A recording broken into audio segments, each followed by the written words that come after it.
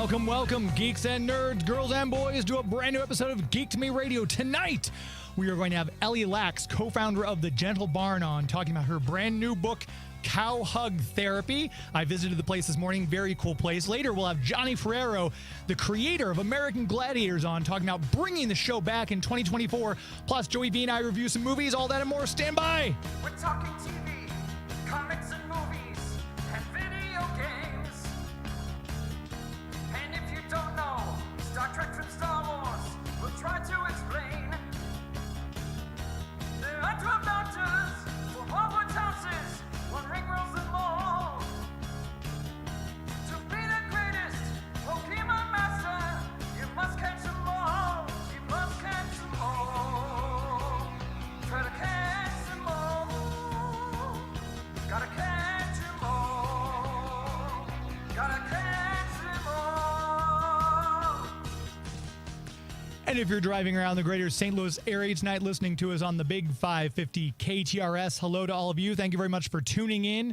If you're streaming us on YouTube and Facebook, hello to all of you out there who might be watching. We appreciate you finding us. And obviously, if you're listening after the fact in the podcast form, thank you very much for tuning in there. We do appreciate you as well. We're supposed to have Ellie Laks on here in just a moment. She may be a little behind joining us. It was very busy out there at the Gentle Barn today, but we put some pictures up on Facebook of me interacting with the horses and the cows and the goats, and I could have spent the whole day there. It's such a cool place, the Gentle Barn. We'll have her on soon to talk about her book that she's got out, Cow Hug Therapy. While we wait for her, though, I do have an interview. For those of you who, like me, grew up watching American Gladiators, here in St. Louis, it came on right after Star Trek The Next Generation. So I'd watch Star Trek, and then I'd stay up and watch American Gladiators.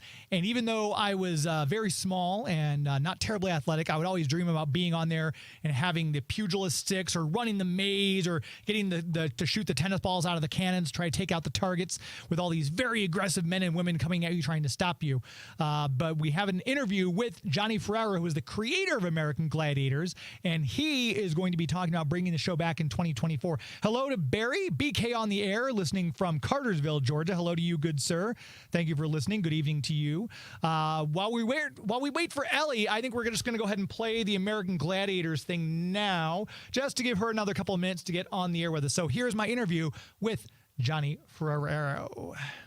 We are talking with the creator of one of the greatest television shows that I ever remember watching as a kid. I used to stay up late for watching American Gladiators. We've got the creator, Johnny Ferraro, with us. How are you, sir?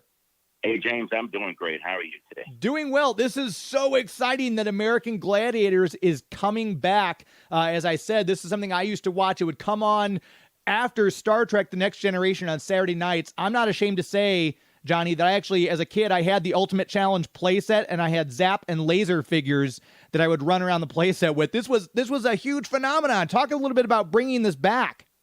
Well, you know, it was on the air. It aired in, what is it, 1989? Yeah. And here we are. And it's been on the air ever since for the last 32, 33 years. It hasn't been off the air. So, you know, it's time. It's just time that something like this comes back.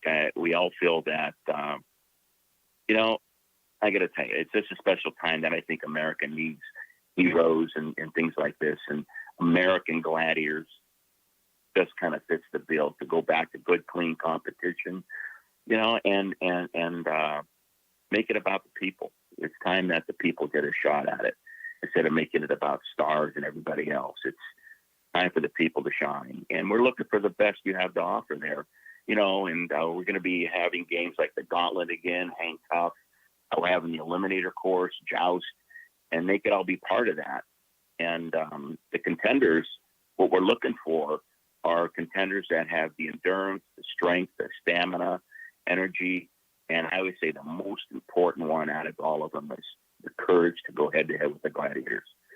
Because, you know, a lot of these guys are doing the CrossFits and everything today, but, you know, I don't know what it takes a special guy or woman to go up against a Gladiator. So, yeah, that's one hopefully of the... your people have what it takes.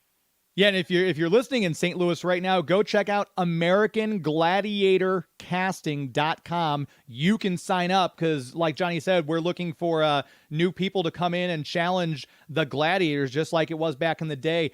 Is this going to be a mix of, like you mentioned, obviously some of the classic ones? Are you adding any new ones when this goes through? What might we see some new challenges that we didn't get to see from the original series? Yeah, we have to touch on some of the classic games, your Joust, your Eliminator, your Gauntlet, but you want to introduce a new game, or two, because you only have enough time to do maybe 6 games.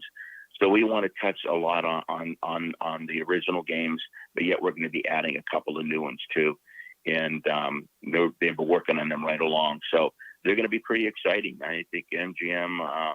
Alternative and Amazon, they're putting together this fantastic show, this great set and everything else. It's really going to be far beyond anything you've ever seen before. And the thing is, it's going to be airing in 240 markets, which is unheard of. Wow. And obviously, I was a fan of some of the classic. It's the personalities of those gladiators that I like so much, like Ice and Nitro and Gold were some of my favorites. Will the new gladiators adopt some of those other names, or are they brand new slate of names? Like, are we going to get a new Lace or a new Zap? Well, it's funny because I always says, it'd be nice if they handed off their old names to the older gladiator to the newer gladiator. Like Nitro should hand off Nitro to a new one. I know in the UK there's a new Nitro. So, no, I think it's a little bit of both. You might get someone that might want to use the name Thunder, or somebody want to use the name Ice, and that'll be up to MGM if they want to go do that. But I have always liked that idea, passing the baton, as we call it. And we did talk about it even yesterday. We talked about passing the baton. So right now it's still up in the air of what we're going to do, but the new gladiators are going to be bigger than life, and bringing their A game too, just like the contenders. So it should be a pretty exciting show.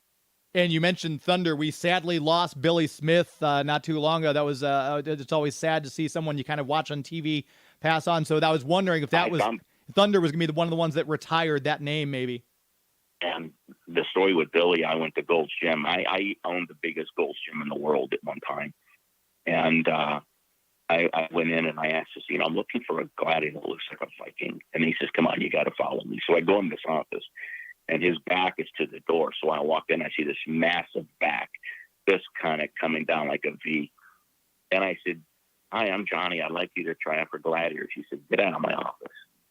And I said, well, he said, get out of my office. I said, well, really, what are you talking? He said, get out of my office. So I go back the next day. I said, I really want you to try it. I really think you could be a good gladiator. He said, I'm telling you for the last time, get out of my office. So I called up at the time our casting director, said, listen, you got to get a hold of this guy. He's unbelievable. He's like 6'3", had like 5% body fat. He's 286, just ripped, and like 4th degree black belt. And finally, a few days later, I see him on the set of Gladiators with the name Thunder across his front. And I said, so you're a gladiator. He says, I have to apologize. I says, why? He says, I just wanted to stop it before it started. He said, I always get my heart broken. Oh, wow. And yeah, so he said, I didn't want that to happen. That's a great story. So he said, and then he calls me up before he passed away. He said, he said, I just want to say thank you. I said, for what? He said, for letting me be part of something bigger than any one person. Oh.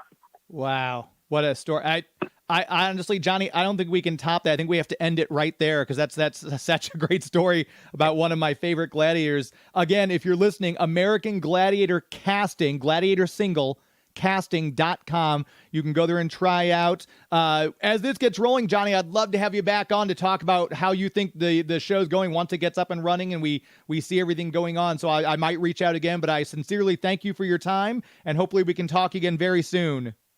Thank you so much. And, you can get a hold of guys who get a hold of me, and I'd be an honor to talk with you further. Perfect. Have a great rest of your day. Thank you so much.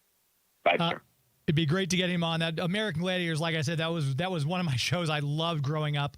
Even though I knew I never had a chance to be on it, it was just still such a cool thing to watch, and there was nothing like it at the time. And like he said, it's been airing for quite a while in, I think, almost 31 different countries. So having it come back in 2024, that'd be amazing. Again, if you missed that, we'll have a link to the website, AmericanGladiatorCasting.com. Just scroll down to the bottom of the page. That's in the show notes if you're hearing us after the fact in the podcast version.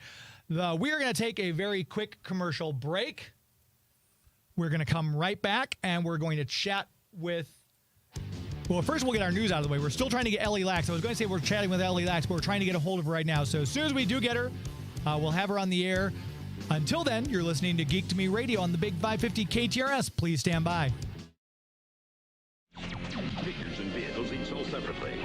Magnalock, a mighty power for Starcom. A deadly threat in the hands of the Shadow Force. Who will survive? Starcom! Battle Beast! Wood! Fire! Fire burns wood! Battle Beast! Fire! Water! Water puts out fire! Battle Beast! Water! Wood! Wood beats water! Battle Beast! Battle for the fun of it! Just activate their battle badges. I got fire! I got water! Water beats fire! Battle Beast! Wood! Fire! Fire beats wood! Battle Beast can grow into an army. Collect all 84. Battle Beast. Yo, Burgundy, chew on this. You'll never cut the mustard, mean winner! Food fight! Your history, Private Pizza. Pow! And your lunch. Combat curtain. Fire! What's going on? Joycelyn is food again, Mom. Food fighters, figures in combat carton each sold separately. Toys do not walk and talk. A new racing team is shifting into gear. Mask. Tracker's seen us. Don't race off on my account, Mayhem. Mask, Buzzard, and Goliath. Each sold separately with 2 figures. Buzzard, convert. Ron, you flag cover. I'm heading upstairs, Nevada. Roger, Matt. Okay, Mayhem. This round's for you. Mask, where illusion is the ultimate weapon. Mask, Goliath, and Buzzard each sold separately. New from Kenner. Evil viruses are attacking the world's computers, and the computer warriors have been generated to stop them. A soccer trophy changes into an evil techno-tank, forcing the computer warriors down. Hiding in a Pepsi can, the computer warriors fight back and deliver a direct hit. But the viruses keep coming, so the computer warriors convert a clock into a digital laser blaster and wipe out the virus air attack. Yeah! Computer warriors, expect the unexpected. Each sold separately. Computer and pencil sharpener available fall 1990. Only from Mattel. Power Lords. Extraterrestrial warriors. I am Lord Power, leader of the Lords. Cryptog and Rhaegoth are attacking. We must help Psyduck defend Balkan Rock. Power Lords. Cryptog has 4 fists. Psyduck is finished. It's Lord Power. He zapped Cryptog's head. But Arcus has Psyduck. Power Lords.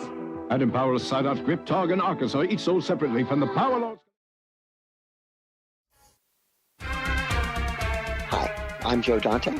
You might know me from Gremlins or other things, and you're listening to Geek to Me Radio.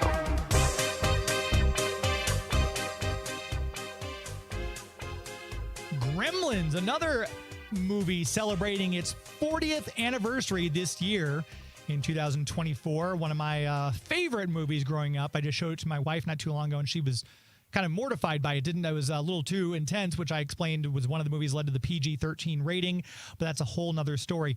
We're waiting to connect with Ellie Laks from the Gentle Barn. While we wait for her, I want to tell you about another place that's really cool to visit. That would be the city of St. Charles. The Greater St. Charles Convention and Visitors Bureau does a great job promoting all the stuff they have going on down there in and around that entire historic area. It is absolutely wonderful. I'm no doubt it was very busy this weekend. They had their big Pride event, St. Charles Pride down there this weekend. They had a couple of weeks ago, they had their 636 days right there in Frenchtown. There's always something going on. If you're wondering what might be coming up soon, check the website. discoverstcharles.com. That's discoverstcharles.com. They've got food down there. They've got cool shopping places. If you just want to go out and get a walk in, take the dog out for a walk. We like to take Grimlock down there, and he likes to trot around the cobblestones, and we go into the different stores and shops and everything like that while we're down there. It's just absolutely wonderful. And the fact that we've got this right here in our backyard, I almost feel as many people come out, it still feels underappreciated somehow, if that makes any sense. But whether you're out of town or nearby and just haven't been lately, start your trip at the website, discoverstcharles.com. If you haven't had the chance yet, go by the Visitor Center right there in the 200 block of South Main and say, hey, I want to do this Hit the Bricks tour. And they have tour guides that will take you out and walk you up and down the street, show you what's significant about this building, what historically happened here, why this is a cool place. Hey, why don't you check this place out? And it's just a great way, whether you're brand new or maybe you think you know Main Street in St. Charles, but you might not know Main Street in St. Charles. Check it out. You can do the Hit the Bricks tour. It's a lot of fun to do those as well. They've got their ghost tours at night that they do. Just fantastic. Like I said, the food, no matter what kind of thing your taste buds are in the mood for, you'll find something that'll fit the bill along the restaurants of North and South Main Street in historic St. Charles. Again, the website, discoverstcharles.com. That's discoverstcharles.com. As we always say, it's an historically good time. I was a little frazzled at the beginning. We were waiting for Ellie, didn't have her on the phone. I was like, okay, what do I do? But I forgot to play our news because Lewis over at CB Nostalgia, Comic Book Nostalgia, has given us a news segment now. It's one of our new features. He was under the weather last week, wasn't able to get one to us, but he's got one for us this week, talking about all the things that are coming up and what you need to know to stay in the know for geek culture. Take it away, Lewis. Thanks, James. Well, I'm CB Nostalgia, and we've got some pretty big news in the last week. Probably the absolutely biggest story in the superhero world has to be Blade. Blade has actually been a trouble production from day one and was announced to fans more than 5 years ago at Comic-Con. It looked like the project was completely back on track and set for a fall production schedule, but sadly the wheels fell off the wagon this week. We found out the production has lost another director. That's right. Jan Dimanche, who had already taken over for Barak Tariq, has left the project, and it sounds like it has been for a while. Now, we had recently heard that the project itself was getting a complete rewrite and maybe some new villains, and it appears at this point that was completely born out of him leaving the film. Now, we don't know exactly why he left the film. We are hearing some rumors that he clashed with Ali, but none of that has been confirmed as of yet. But it appears Marvel is back to square one with their Blade project.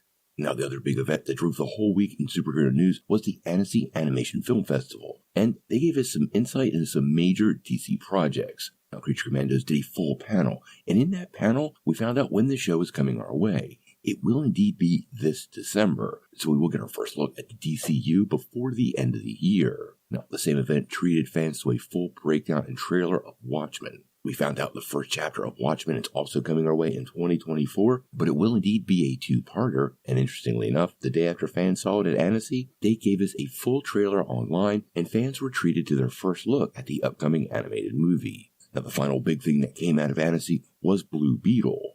Many of us expected Blue Beetle to have to take a little bit of a wait. Last year's film was a lot of fun, but kind of failed at the box office. But it turns out DC turned right around and put the project back to work. Blue Beetle is getting his own animated series, and the series has been in production for quite a while, apparently since the beginning of the year. It also appears some of the big names associated with the original movie, including almost all the lead production team, are coming back to develop the animated series, and although it hasn't been confirmed, yours truly did reach out to the showrunner and ask if Xolo Manodora was indeed coming back to the role, and although he didn't reply with a yes, he did reply with a like, seeming to confirm the return of the star as Jaime Reyes.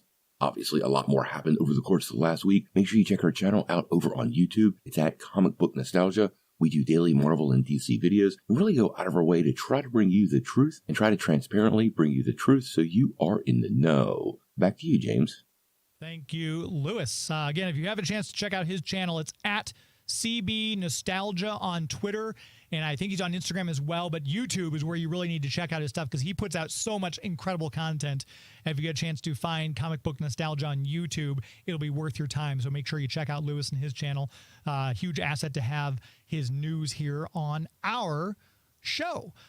He mentioned Blue Beetle. that was one of those movies that it started a bit of a thing in the chats when they announced the animated series. And if you're listening right now in the chats, feel free to chime in. They were saying that they thought that the Blue Beetle, it was because it was a Hispanic lead and everything like that. I was going to ask Joey V if he had seen Blue Beetle because I liked it. I thought, I don't think that movie would have done any better if they'd had Ted Kord or Dan Garrett as the main Blue Beetle. I think it was just they did no marketing on it at all, and it kind of felt like it was the tail end of the Snyder / Zaslav era of DC Warner Brothers. Did you have any thoughts on Blue Beetle at all? Did you get to see it? I did not get to see Blue Beetle. I don't know if that makes me racist because it's one of the first Latin superhero films we saw, right? Yeah, as far as a lead role, yeah. Mm-hmm. And then George Lopez, I have great memories of him because he was actually the mascot for the Carnival Cruise Comedy Club. The first time I went on a cruise, it was the George Lopez punchliner, and so I've always loved him for providing that service to me. But no, I never saw Blue Beetle. I heard it was, after superhero fatigue, it's kind of just another origin story. But if you just take away all superhero fatigue, it was actually pretty well done. I really enjoyed it. And again, Ted Kord is my Blue Beetle because I grew up in the 80s, and he was Ted Kord was the Justice League. He had his own book in the 80s. He was around for Justice League International, and everything like that, well into the 90s before they killed him off on Identity Crisis. Spoilers. I think 25-year-old spoilers here, where they ended up killing him off. Max Lord killed him because he was stumbling onto what Max Lord had planned for the DC universe. But the Jaime Reyes, he was in Young Justice. He's what the Blue Beetle we have featured in that. He's incredibly popular.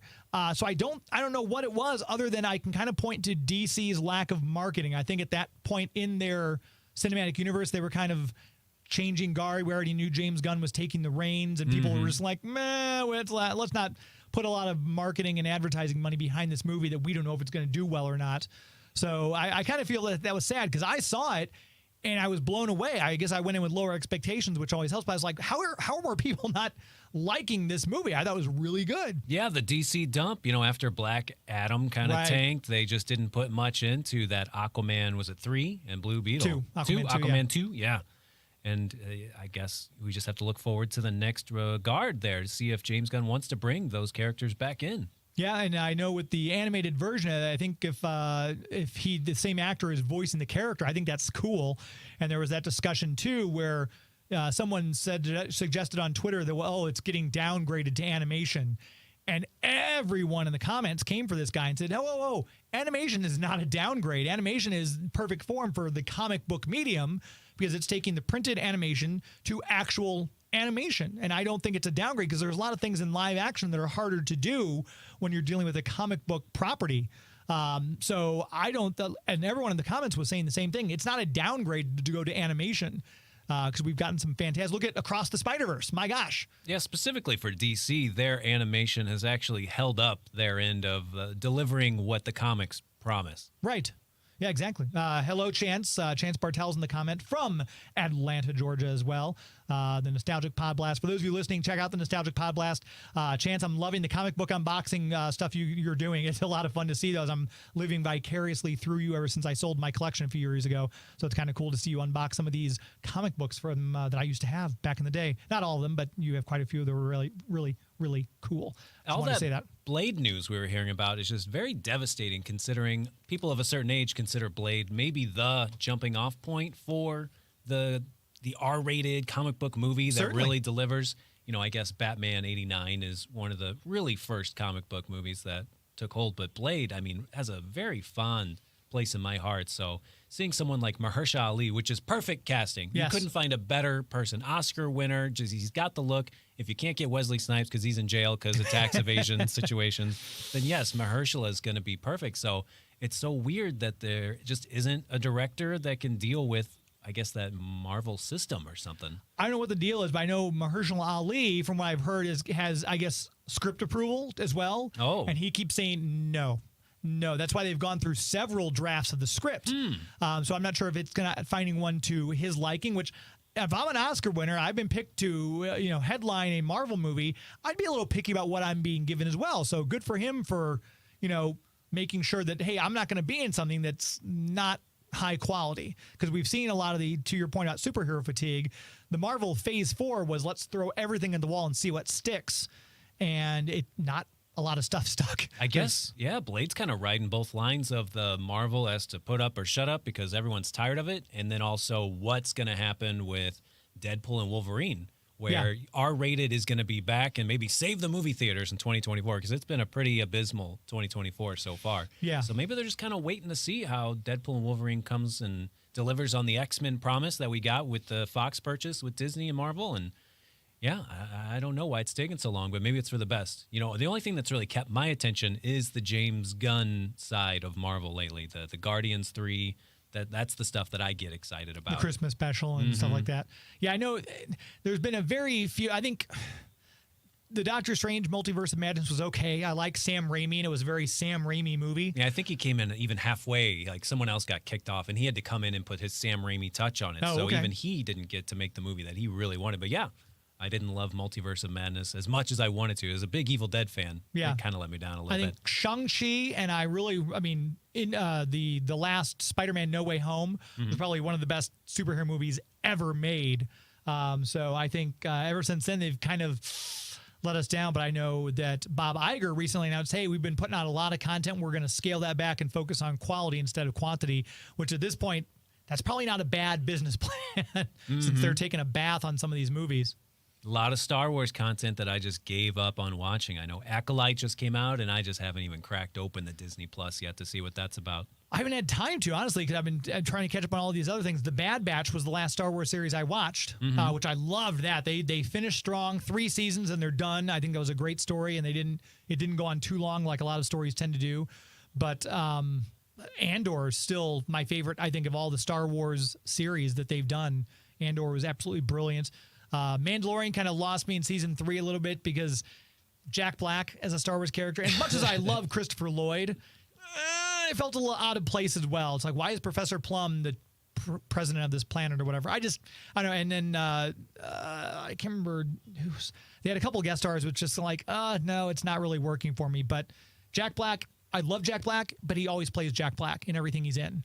And that took me right out of the Star Wars world, seeing him in there. So it is what it is, but hopefully, like I said, they can correct things, because give me more comic book content, but make it good comic book content. That's what I want. Yeah, thanks again, CB Nostalgia, right? Yeah. That's so cool that they've started offering these little news updates. It keeps me smarter whenever I'm visiting different radio stations. I sound like I know what I'm talking about when I just listen to these 3-minute news updates, and I'm actually a genius now. So thank you, CB Nostalgia. Yes, Lewis over at CB Nostalgia, again, at Comic Book Nostalgia on YouTube. Make sure you check him out there. We're still waiting on Ellie Laks. I'm not sure what happened. Hopefully all the animals are okay. I know I didn't feed them anything I wasn't supposed to, so it's not my fault. But let's go ahead and take another commercial break, because after we get back from break, and we haven't gotten Ellie, Joey and I have some movie reviews we're going to get into. So we will take a very quick commercial.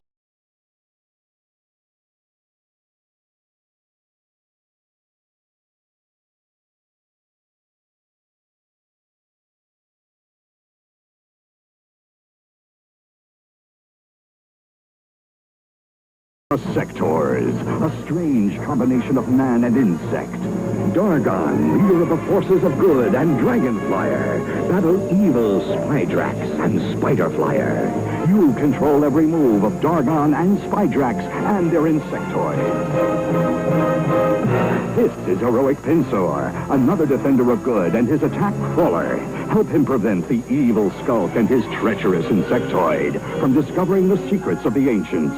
Secrets buried long ago when the last survivors hid them deep within the planet. Now you control the Sector's every move, and the ultimate battle for survival is in your hands. Collect the fierce armies of Dargon and Spydrax with their attack insectoids and fierce legions of warriors. Sectors by Coleco.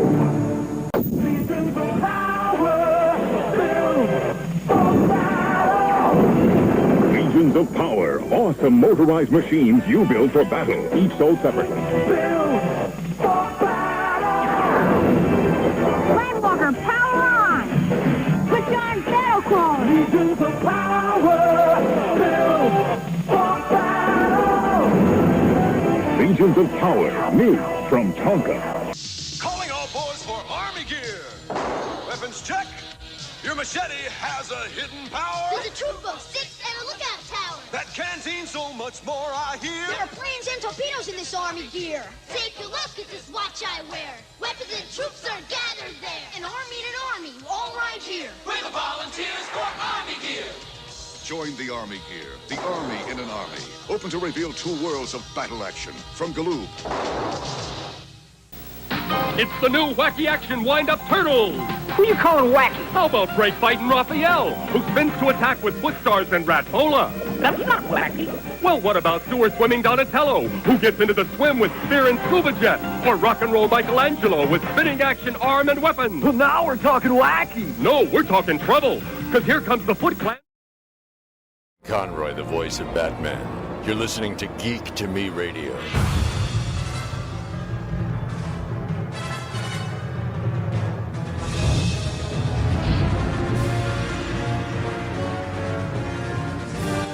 Kevin Conroy, the voice of Batman. I always try to play that at least once, his return liner, once per show, ever since we sadly lost him just not even 2 years ago? Yeah, 2022. So yeah, it'll be 2 years this coming November that we lost Kevin Conroy.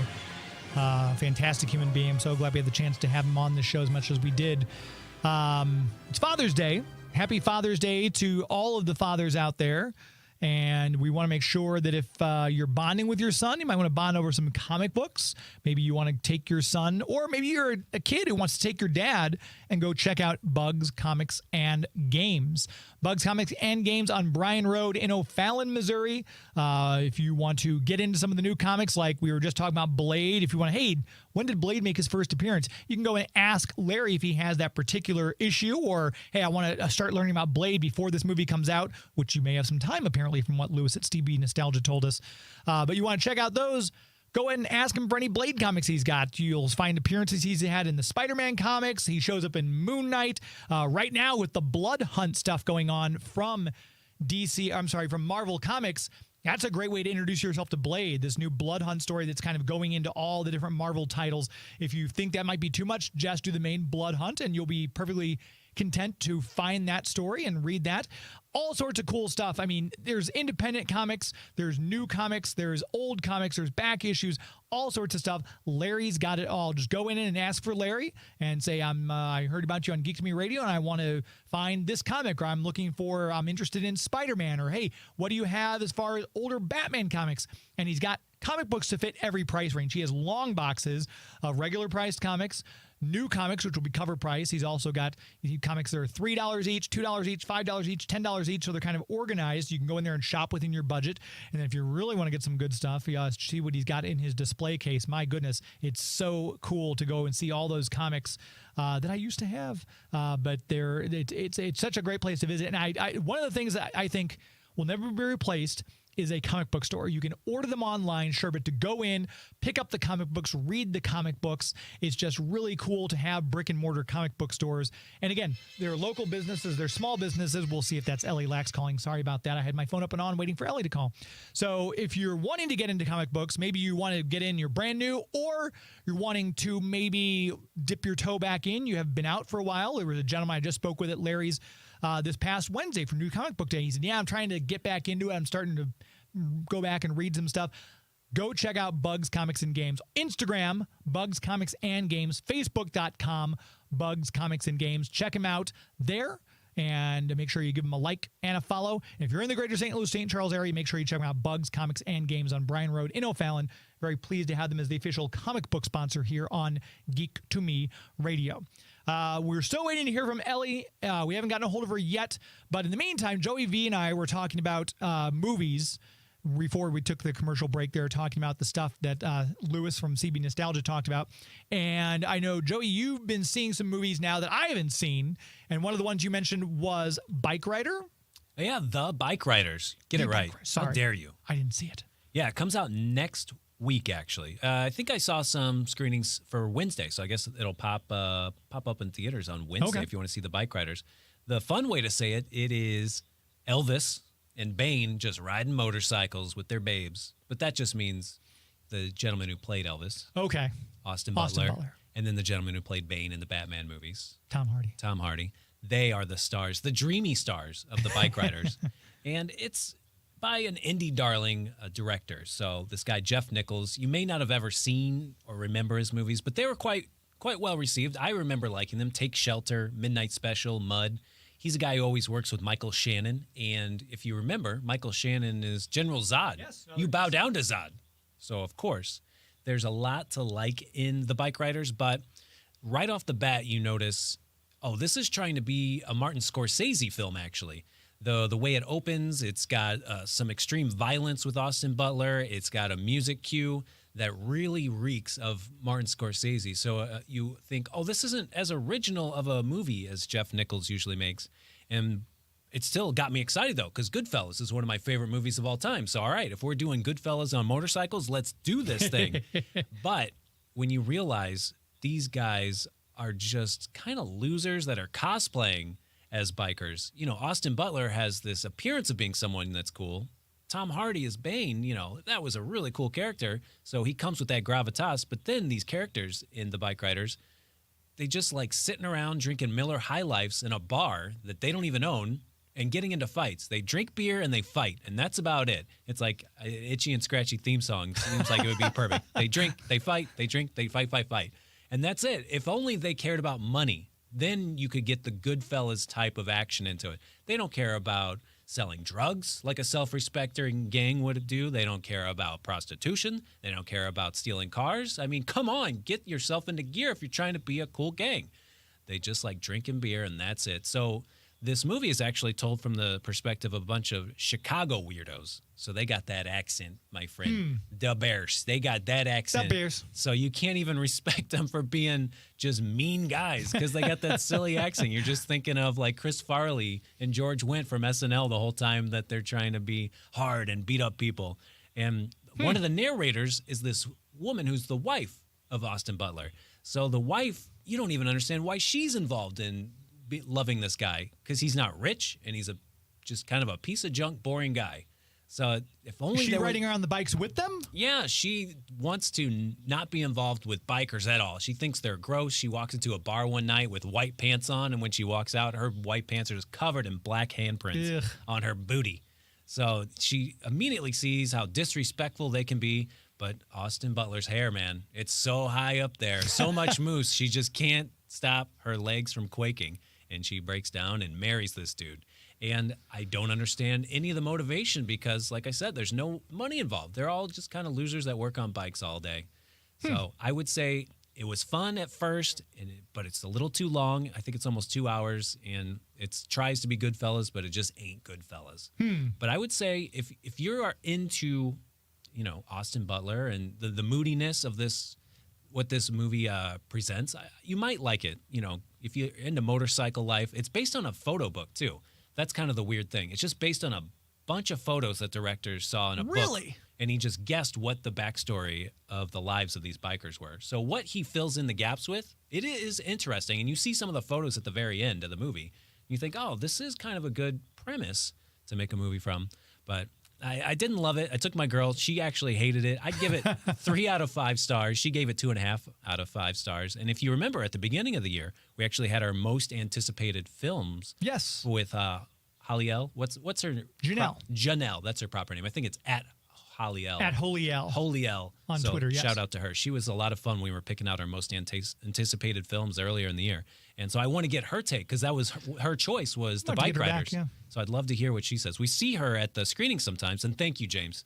You got me on the official list. I am now on the press list. I'm glad. I can see I know these how much films. you love movies. I know. So thank you so much. And, you know, I can't wait to see Holiel again and see how she felt about Bikeriders. Yeah, having that as one of her most anticipated movies. Hopefully she liked it because I know a lot of times I'll be excited for movies and I see it, it's like, oh, disappointing. Makes me want to get a leather jacket, that's for sure. Right. Well, hey, you know, you've got the shoulders to pull it off. You probably thank could. You. But yeah, so that's The Bikeriders, and that's coming out. And you said Wednesday. Yeah, shoot. I saw some tickets for some of the theaters on Wednesday. Officially comes out this Friday.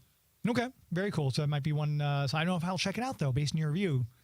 So it's one of those. There's a lot of those. That's why I like the screeners because I can see it without having to spend money. Because sometimes I walk out of the theater, I'm like, I spent money on that. So that's always because some movies we've seen this year have been clunkers so far. This movie is this has not been a good year for movies, in my opinion. I'm not sure if you feel differently. so it far? has not been the best, at least box office wise. We liked Certainly Fall not. Guy, and that was a big bomb just based on the budget itself. Yeah. It didn't really make its money back. But then there's surprises like Rise of the Fall of the King of the Planet of the Apes, or whatever it's called, the fourth one in this new trilogy. That one did well, surprisingly. And I just looked up the box office this weekend, and apparently Inside Out 2 just blew it out of the water. It made $295 million No kidding? worldwide. Good for it. Good. So I like good to for see the Inside larger Out, numbers. too. Because I want movie theaters to come back. I want people to still go to the movie theaters, just like I talked about brick and mortar comic book stores. So that's good. I'm glad that we had a movie with a good opening weekend. That's good. You got me on this press list. And, when we were talking about the most anticipated films of the year earlier, we were saying sequelitis is just hardcore this year. There's so many sequels. But luckily with these screenings, I've been seeing a lot of original films. Like A24 is a very respected, more of an independent studio.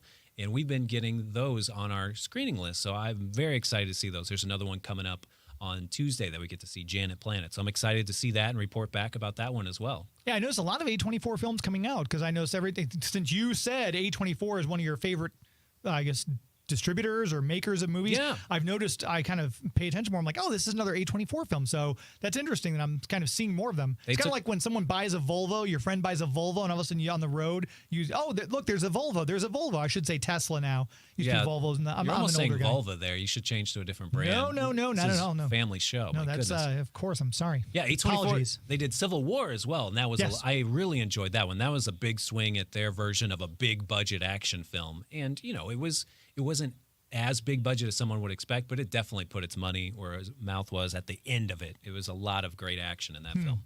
Well, so I didn't get to see that one either, but yeah, so we'll check out we'll Civil check War. that out. And so for those of you listening, Joey's seeing a lot more movies than I am these days, so we'll probably have him on a bit more, giving his movie reviews and things like that. I was going to give my review of Bad Boys for Ride or Die, but Ellie texted me. That was the phone that went off. You heard that was Ellie calling. We finally got a hold of her. I'm going to take another quick commercial break so we can dial her up on the phone. I'm going to go hug a get her cow. on. We should. Yeah. I mean, I was hoping she could bring some the rooster or the pheasant into the studio, but that's not going to happen, unfortunately. But we'll have Ellie on the phone, and we'll talk about the Gentle Barn.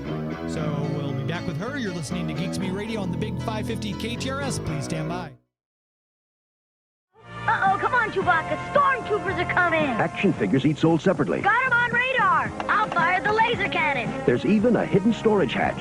Ready for takeoff. Jump to light speed. We're gone. On to the Death Star. Millennium Falcon from Kenner Star Wars The Empire Strikes Back collection. Action figures each sold separately. Here's the Star Wars X-Wing Fighter and the Star Wars TIE Fighter. Spaceships and Luke Skywalker sold separately. Batteries not included. I'll get you this time. Reactivate X-Wings. Both with flashing lights and sound. A hit. There go the solar panels. And Darth Vader got away. Force is with me. Luke Skywalker wins again. Kenner's Star Wars X-Wing Fighter, TIE Fighter, and action figures all sold separately. Clover's still on our plans. He's escaping in the Viper glider. Joe, catch him. The G.I. Joe Falcon glider, flying high in the sky, sailing through the air. He's America's fighter. G.I. Joe can fly. He's a real American hero, flying high in the sky. He's chasing Cobra in a desperate race, soaring and diving in a great sky chase. You did it, Joe. G.I. Joe Falcon glider and Cobra Viper glider sold separately. Figures included from Hasbro. Rebo's got the beat, and the band plays on. You can relive it all with Kenner's Star Wars Return of the Jedi Collection. Introducing Size Noodles and the Rebo Band. Jabba the Hutt action playset sold separately.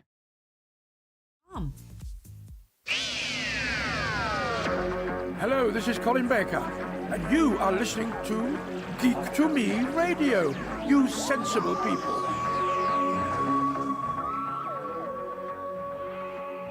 Colin Baker, the 6th Doctor, just celebrated a birthday last week. So a happy belated birthday to Colin Baker for those Doctor Who fans out there. We've got my guest on the phone. We finally got a hold of her. Ellie Laks, the author of Cow Hug Therapy, co-founder of The Gentle Barn, joins us now. Ellie, thanks for being on here on a Sunday night. Oh, thank you so much for having me. Of course. It was such a great visit that we had today. We absolutely loved the Gentle Barn. For those of you who are watching on the channel, I'm holding up the book right now. There it is, Cow Hug Therapy. You can get this book from Ellie. This is the second book. She's got another one out called The Gentle Barn. But talk a little bit about the Gentle Barn itself. Talk a little bit about the foundations, LA, Nashville, and now St. Louis. Yeah, the Gentle Barn is a 25-year-old national organization with 3 locations, like you just mentioned. We take in specifically animals who have nowhere else to go, animals that are too old, too sick, too injured, or too scared to be adoptable. We rehabilitate them with a whole slew of methods, including acupuncture, chiropractic, massage therapy, and animal communication. And once they're healthy and happy, if we can find a home of their own, we do. And if not, then we give them sanctuary with us. And then if and when they're ready, we partner with them to heal people with the same stories of trauma and connect people to love and magic of animals. And I got to say, it was obviously it's summer in St. Louis, so it was a little warm today. But I have to commend you, and I want to make sure I did this on the show tonight. Your staff out there were all pleasant and cheerful and helpful and friendly and very knowledgeable. So the first thing I want to do is congratulate you. You've got an incredible staff out there. Oh, I'm so glad to hear you say that. We have the best staff and volunteers in the world. They are some of the absolute nicest people. With the volunteers you have, do you like, well, we want a background in some kind of agriculture or animal work or anything like that? Because obviously they've got to know a little bit about the turkeys, and like the turkey was laying eggs today, or they've got to make sure, hey, the cows just woke up, the St. Louis 6, they just woke up, so they're a little playful, don't get too close, but they knew all that. What kind of screening process do you go through with your volunteers? You know, honestly, it's way more important for us to find people that are gentle and kind and that love people and animals equally, even more than experience, because experience we can teach them. But we just want friendly, loving, beautiful, kind people, and that's what we have. Yeah, absolutely. And I know it was great because you got up and you gave the introduction to all the people who came there today to let them know where to go and what they're going to find on their excursion through the Gentle Barn today. How often are you in St. Louis? I imagine you probably have to split your time between all 3 locations. Yeah, so Jay and I live at the Gentle Barn, California location, but we travel to Tennessee and Missouri at least every 3 months, if not more often. And what are the animals? Is it kind of spread out? Obviously, if they're closer to Missouri, they're brought here to the St. Louis location. If they're closer, I would assume the southeast region, they're brought to Nashville. Or does any one of the Gentle Barns specialize in a certain type of animal where it's more conducive to have them at a certain location? The Gentle Barn in all 3 locations is home to horses, donkeys, cows, pigs, sheep, goats, chickens, turkeys, peacocks, llamas, emus. And we have a duck, and we have a guinea fowl, and we have an emu. But so, yeah, it's more important about the proximity. But then again, there are times where, let's say, we rescue somebody in the Midwest, and we don't have room in the Tennessee and St. Louis locations, but we do have room in California. Sometimes we'll travel a little bit further to where there's room. And from what I found out, it seems like the St. Louis location is the newest location to the group. Yes.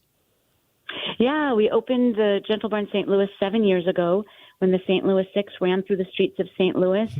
They were rounded up to the slaughterhouse. The community's outcry demanded that they live. Make a very long story short, we were able to open a Gentle Barn specifically for those cows, and of course, since then, many more animals. I was talking to a friend of mine who's out in LA, and she was very jealous that I got to visit. She was the one out here is on my bucket list, but she saw my pictures that we posted on Instagram, and she was very jealous, and it just made her more determined to go visit your location out there in LA by her. I think it's fascinating work, and I love the book. I'm going to hold up the book again for those of you who are watching, so you can go out and get a copy. It's Cow Hug Therapy. We got a copy of the book. We bought it at the gift shop today, and you very graciously signed it for us. We're driving home. My wife is kind of flipping through the book, and she starts crying. She goes, "This is just so sad, how this animal," and she started telling me the story, and I start tearing up. To have this job where you're overseeing, 3 different farms with all these animals, I get misty-eyed thinking about eventually I have to put my puppy down at some point when he gets old. To have all these animals, I can't imagine the heartbreak that comes when these animals finally have to leave this world. Yeah, look, the bottom line is when we love animals, they will most likely pass away before we do because they have shorter lifespans. And I don't think I took that into consideration when I founded the Gentle Barn. I think that I was focused on all the animals that I would say hello to and love, but I didn't realize that several years later I would have to say goodbye to those same animals. And I really had to find a way to look at death differently, to be able to grieve and to be able to get up and keep moving. And those life lessons about how to help an animal pass when it's appropriate to grieve, and then kind of how to find my way from grief to gratitude was really taught to me by animals. And so I write a lot about that in my book, Cow Hug Therapy. And I think it's fascinating because we're reading through the book, we're flipping through it, and it's this is something that the cow hug therapy, regular therapy might not work. I know a lot of people don't like to open up, but the animal therapy, the cow hug therapy, the other just being with these animals can help people make breakthroughs where normally they wouldn't be able to go if they go see a psychoanalyst, a behaviorist, whatever else. Talk a little bit about the cow hug therapy and how this whole thing started for you. 25 years ago, we rescued our very first cow. Her name was Buddha.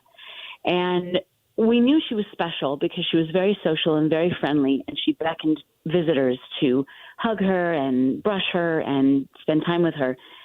But later that evening, I was saying goodnight to all the animals and putting them to bed. And I kind of hung out with Buddha just for a minute just to say hello to her. And she wrapped her neck around me and held me. Oh. And in that moment, I felt like a little infant in my mom's embrace. It washed away the day and the stress. It grounded me. It centered me. It made me feel healed and hopeful in a way that I have never experienced before. And I came to rely very heavily on those nightly hugs. And it was only a matter of weeks when I realized the people in the community need these cow hugs too. Mm-hmm. So cow hug therapy is something that we offer at the Gentle Barn, where people that are suffering from depression, anxiety, stress, grief, or anyone that needs a good hug, they can come to the Gentle Barn for a cow hug therapy session and put their faces on the shoulders of these gentle giants and receive a healing that is unlike any other, that does not require words or thoughts or discussion. It just requires silence, and the cows do the rest. It's extraordinary. I know I had, I think the two that seemed to take most to me were one of your horses, one of your newer ones, I understand, Bernard, who your volunteer told me rub his belly button, which I didn't even think horses have belly buttons. And I stepped away and Bernard moved right up against me, kind of leaned in to where, okay, that's where my hand was. And I had to rub his belly again, much like my dog will do. And then one of the St. Louis Six, Johnny, I was scratching his tail and he looks back and just like throws his head up in the air like he was just enjoying the living daylights out of me scratching his tail. It's so cool because we think of horses, okay, we think of cows, but to have them that reaction, it was like they were pets and they love the attention, they love the affection, and like dogs, they lean into it. They leaned up against me and wanted more. It was adorable. Yeah, and they really are pets. I mean, all our animals, no matter what kind, they are family members, they are loved. And, you know, it's incredible with animals. You know, they're shut down and they're scared and they're traumatized and they come into the Gentle Barn and little by little we show them that we care and that we're listening. And once they know we're listening, it's extraordinary to see how loud their voices, how strong their opinions are, and how rich their needs and wants are because they're being heard. And they seem like just you and me. They're just talking. Yeah, it was just such a cool thing. One of the turkeys, I can't remember the turkey's name, but it seemed a little more standoffish. And your volunteer said, do you see how its throat is becoming less of a pink and more of a bright red? That means it's just being protective of the area here. So I backed away a little bit, but I didn't know that was a thing either. How I can't think of the name for their neck area that becomes bright red. But that was something new I learned. Well, you know what's really interesting is usually that protectiveness is a male turkey's role, but we don't have a male turkey here at the Gentle Barn St. Louis. Our male turkey has passed away a few years ago. Oh. And so when there's just females, one of the females will step up and take that masculine role of being protective. So her name is Neptune. She's female, but she'll puff herself up and she'll boss people around and other animals, making it very clear that she is in charge.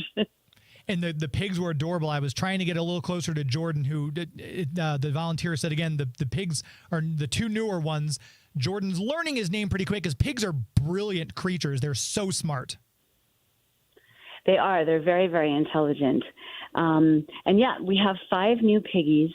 walking around the barnyard, wagging their tails. It's so adorable. And today actually was their very first open to the public Sunday. Oh, wow. So this was their very first time out in the yard with so many visitors and guests. And what we're doing is we're having a docent tell their story, but ask people not to get too close. And eventually the pigs will feel so safe that they'll start approaching guests. And once they start approaching, then they'll start rolling over for belly rubs, and then they'll start engaging along with the other animals with our visitors. And you had the 2 donkeys there who were kind of walking around in the area with the 3 horses.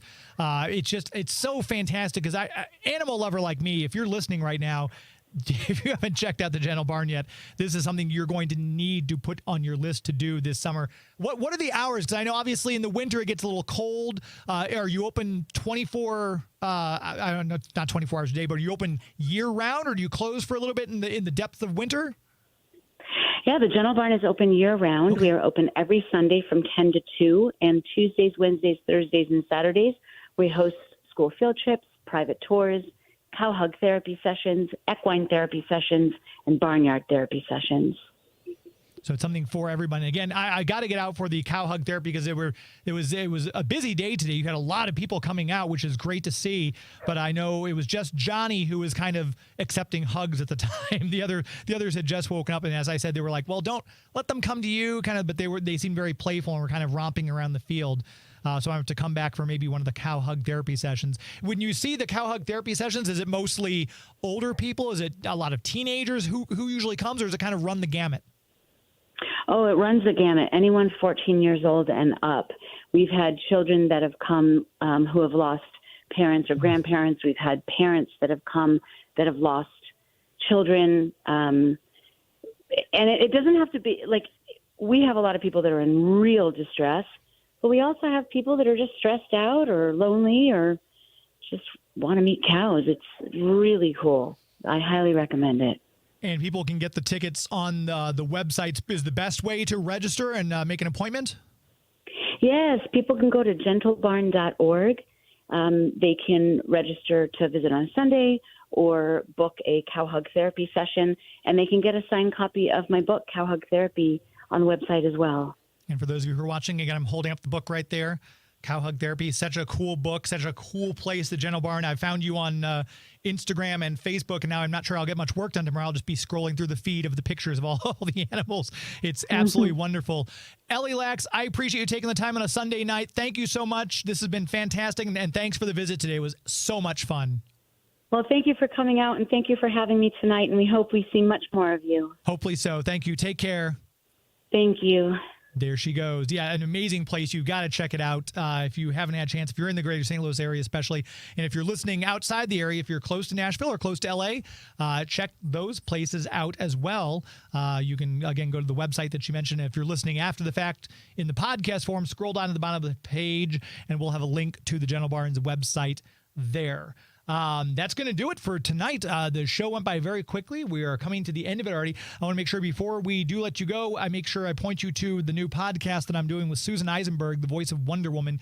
We're doing Justice League Revisited. If you haven't had a chance to check it out, Justice League Revisited, wherever you get your podcasts from. We've rolled into season 2, so you've got the entire back catalog of season 1 to listen to, where she and I, along with either a voice actor, a writer, a director, a producer, the art director, the musicians, sit down and break down episodes of Justice League, and eventually we'll get to Justice League Unlimited as well, and kind of go through that. You can find Justice League Revisited wherever you get your podcasts from, and we appreciate you doing that and giving us a listen. Give us a 5-star review, just like you should for this show. If you're listening to Geek to Me Radio right now, we did pass the 1,000 subscriber mark on Facebook, on YouTube, which we're very pleased about. But if you want to help keep pushing us toward 2,000 and you haven't subscribed yet, subscribe on YouTube, Geek to Me Radio on YouTube, Facebook.com/Geek to Me Radio. Follow me on Twitter and Instagram at Geek to Me Radio there as well. My thanks again to Johnny Ferraro. Check out American Gladiators, Ellie Laks from the Gentle Barn, and thanks to Joey B for helping me review the movies and for making the show look and sound as good as it does each week. Until next week, my friends. It's not in the way you love Scotty Young arts. It's not in the way you play Mario Kart. It's not in the way you look when you make Game of Thrones references.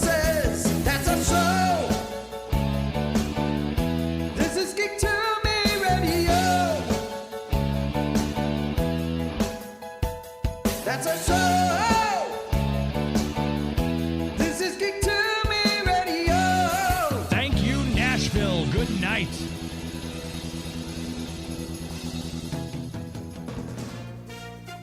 From ABC News.